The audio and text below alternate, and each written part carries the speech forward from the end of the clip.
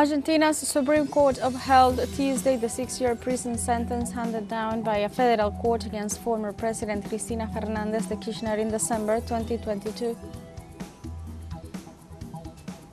U.S. President Donald Trump militarized the city of Los Angeles amid protests against his anti-immigrant policies. 4 out of 12 activists and crew members of the humanitarian ship Madleen have been deported by the Israeli regime after being illegally kidnapped in international waters. Hello and welcome to From the South. I'm Alejandra Garcia from teleSUR studios in Havana, Cuba. We begin with the news.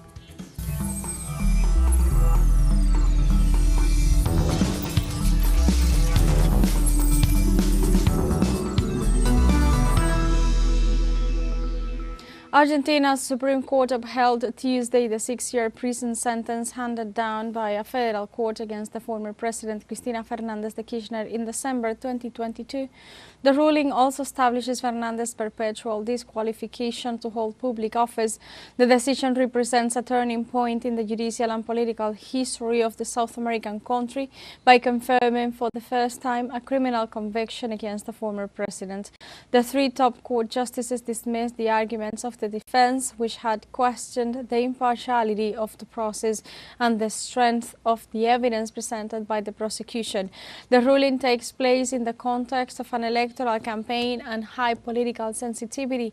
Unions and social organizations in Argentina, as well as Latin American leaders, have rejected the decision and expressed their support to the former Argentinian president. While addressing her followers gathered at the headquarters of the Judicialist Party in Buenos Aires, Cristina Fernandez denounced the court's sentence response to the interest of the country's economic powers.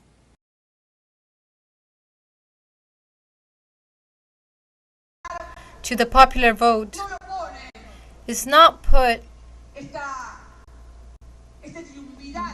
by this triumvirate, this court, which is unpresentable. No. These people who cannot even present themselves and are just working as a fiction of the top court. No. It's just three men that are just responding to upper, higher interests that are way above them. So the worst. And it's not either it's not the opposition, it's the concentrated economic power of Argentina, dear comrades, that it's saying that you need to put down the telephones that they cannot see. Please let the comrades see. It's the concentrated economic power.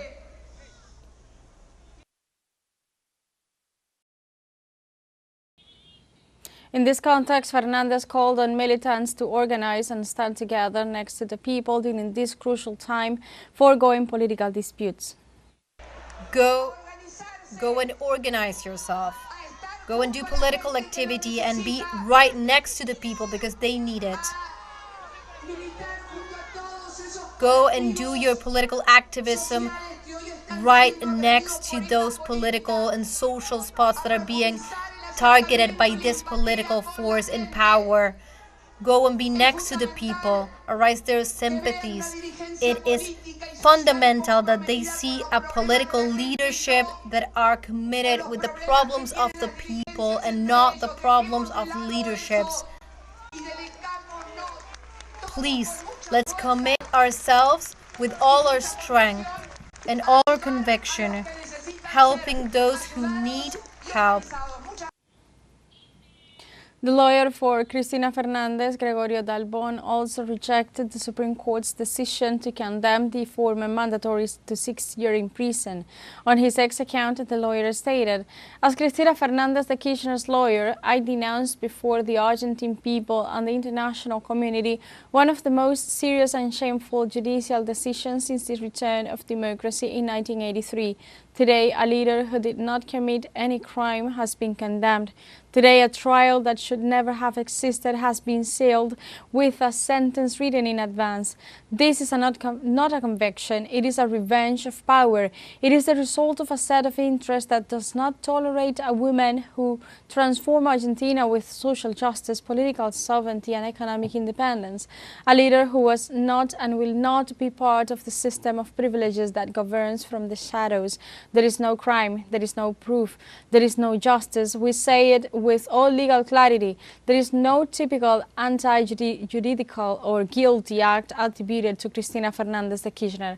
There is no direct or indirect evidence. There is no malice. There is no personal benefit. There is no participation. There is not even a clear description of the punishable act. The sentence is based on speculations, inferences, and a story created outside the file. It is an artificial construction that ignores the principles of legality and flagrantly violates all due process guarantees. Cristina is not alone. She's not defeated. She's not condemned by history. History has already absolved her. The world will soon see what is happening here. A political persecution disguised as legality. It is time to fight. We will do it. The sentence is not legitimate. The judges are not legitimate. This has just begun.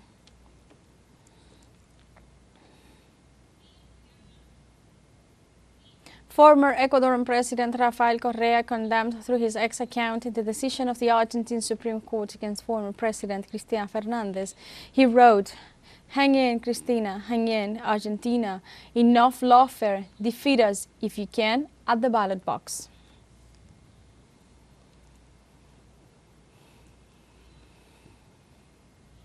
Cuban President Miguel Díaz-Canel sent also his support to Cristina Fernandez and described the judicial process as a political persecution. On his official X account, the Cuban president said, "We reaffirm our unwavering support to Cristina Fernandez de Kirchner in the face of an episode of political prosecution. Once again, justice is used with political motivations as an instrument of the right wing against progressive leaders in the region. Hang in, dear Cristina."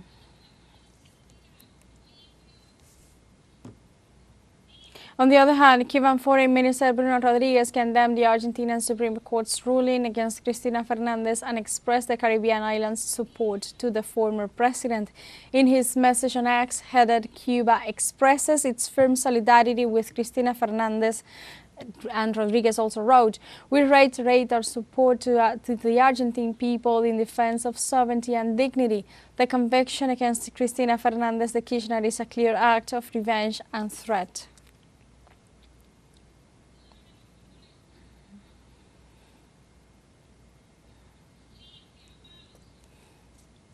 And now we have a short break coming up, but first remember you can join us on TikTok at teleSUR English, where you'll find news in different formats, news updates and more.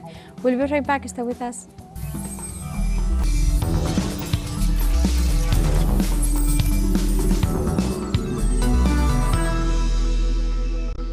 Welcome back to From the South.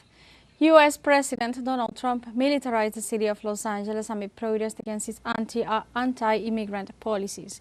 On the orders of the U.S. President, at least 700 Marines were deployed in the California city after a night of protest condemning his immigration measures. Likewise, nearly 4,000 National Guard troops were added to the militarization that Democratic leaders describe as premature. The Trump administration warned that if protesters show up at the military parade scheduled for June 14th in Washington, they would be confronted with heavy force.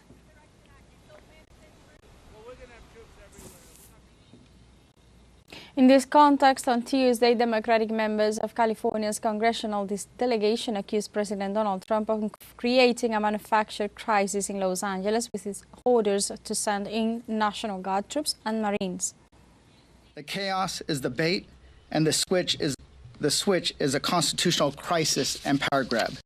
Trump created this political distraction to divide us and keep our focus away from his policies that are wreaking havoc on our economy and hurting working families. He's not keeping us safe. He's not restoring order. He's ratcheting up the tension, wishing for it to reach a boiling point. And we all knew that this day would come. It was just a matter of time. And this isn't leadership. It's a deliberate attempt by Trump to incite unrest, test the limits of executive power, and distract from the lawlessness of his administration. Bringing the National Guard and the Marines only escalates tensions, turning our neighborhoods into battlegrounds and militarizing our streets is not the answer. It's not the answer for California, and it's not the answer for any other state or municipality across the country. This Tuesday, the President of Mexico, Claudia Sheinbaum, responded to declarations of the Secretary of Homeland Security of the United States, accusing her falsely of encouraging the violent protests in Los Angeles, California. Mexican President, through her social media X, stated a few moments ago in response to a question from a media outlet, the United States Secretary of Homeland Security mistakenly mentioned that I encouraged violent protests in Los Angeles. I inform you that this is absolutely false. Here is my statement from yesterday, in which I clearly condemned violent demonstrations. We have always been against them, and even more so now in the high office I hold. On the other hand, our position is and will continue to be the defense of honest, hard-working Mexicans who support the United States economy and their families in Mexico. I am certain that dialogue and respect are the best path to understanding between our peoples and our nations, and that this misunderstanding will be cleared up.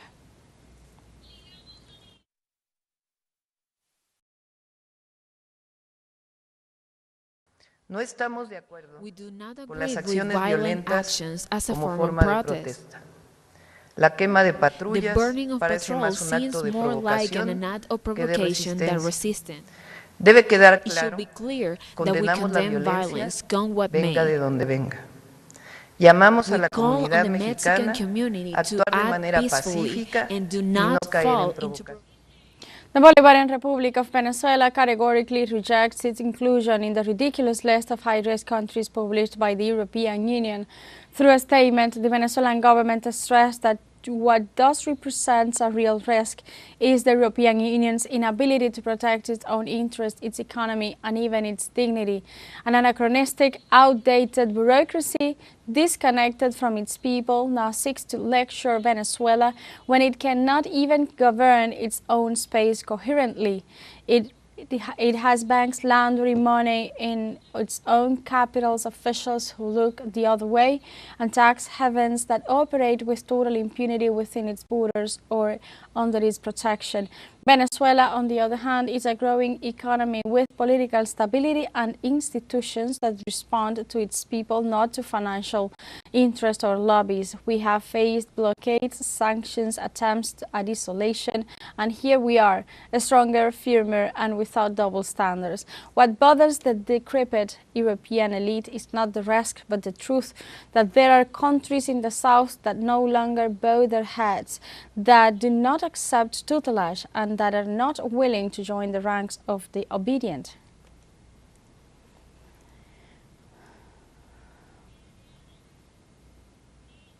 The process of swearing in of the governors elected by the Great Patriotic Poll is moving forward in Venezuela.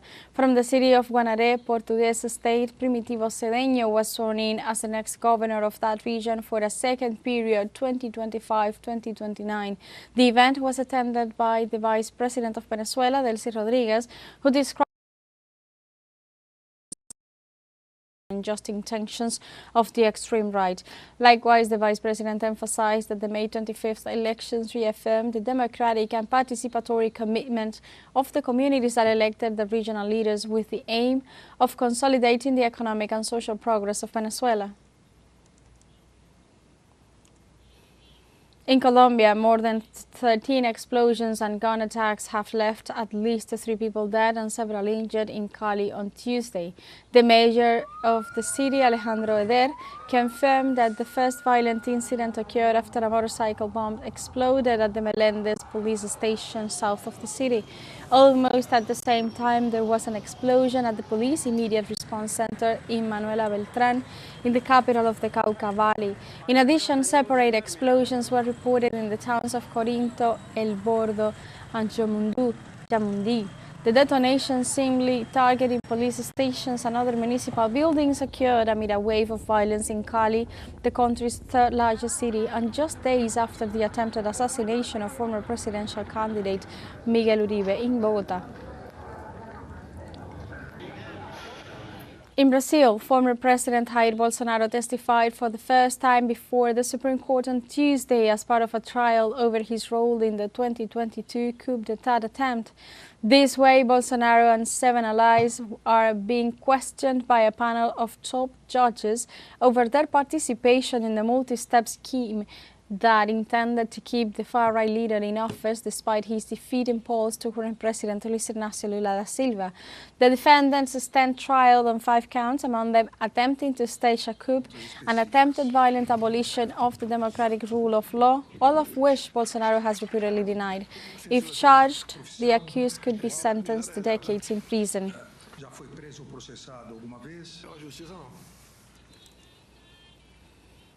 We have a second show break coming up, but before we invite you to visit our Facebook page at teleSUR English. There you'll be able to watch our top stories, special live coverage and much more. Follow our page and activate the notification button to stay up to date on the world's most recent events. Final show break, don't go away.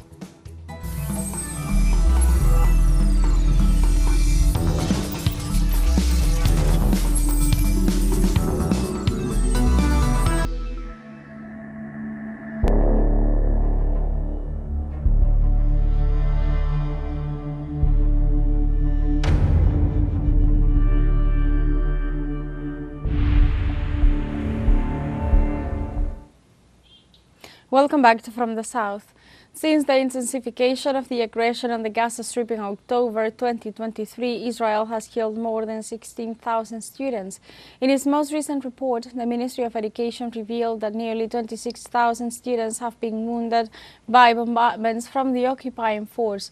It states that over 900 teachers and education workers have been killed, over 4,000 wounded, and almost 200 detained by Israeli troops. It also states that Israeli aggression has affected more than 400 schools, some of which are run by the United Nations.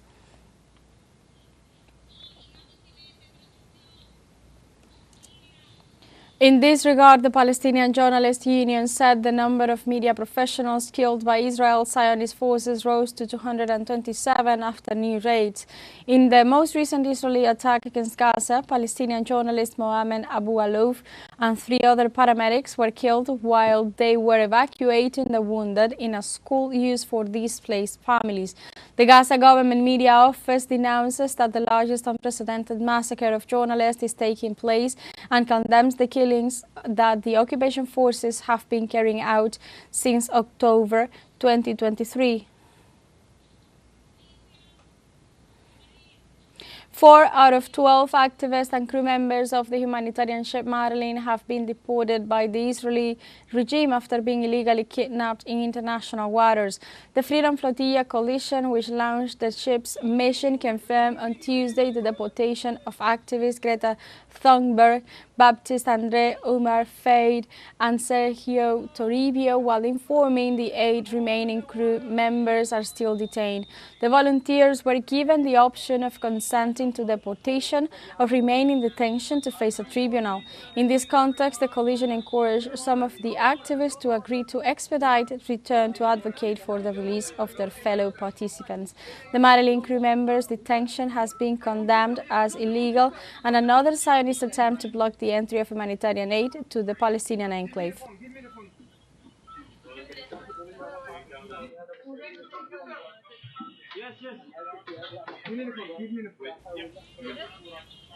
In Austria, at least 10 people died and 12 were injured during a shooting at a school in the city of Graz. Around 300 police officers responded to the initial alert as counter-terrorist officers were also deployed to the scene.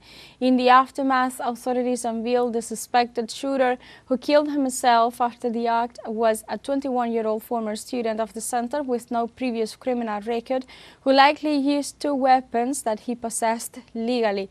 In this context, Austrian Chancellor Christian Stocker has decreed 3 days of national mourning with a minute of silence to be held at 10 a.m. local time on Wednesday to mark what he described as a dark day in the history of the country.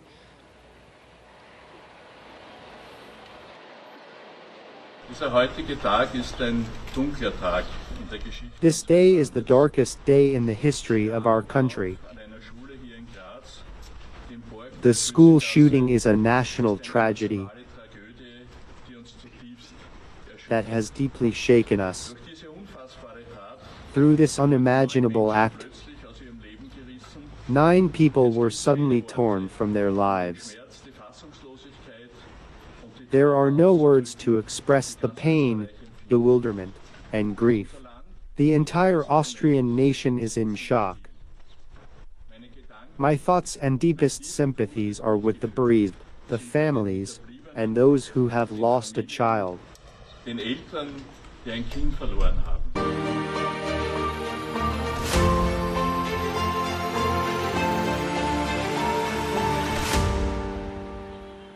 The Russian authorities have announced that they are working to secure the release of Russian servicemen being held in Ukraine. The head of the Russian delegation, Vladimir Medinsky, said that the return of soldiers from captivity to Russia had begun following the agreements reached in Istanbul, and that all efforts would be made to return them as soon as possible. He also announced that the first group of Russian servicemen under 25 years of age had been returned from Kyiv, and that an equivalent number of Ukrainian prisoners had been handed over in exchange. The Russian government announced that it would hand over the bodies of 6,000 Ukrainian servicemen who had been killed. However, the Ukrainian side did not show up at the agreed location.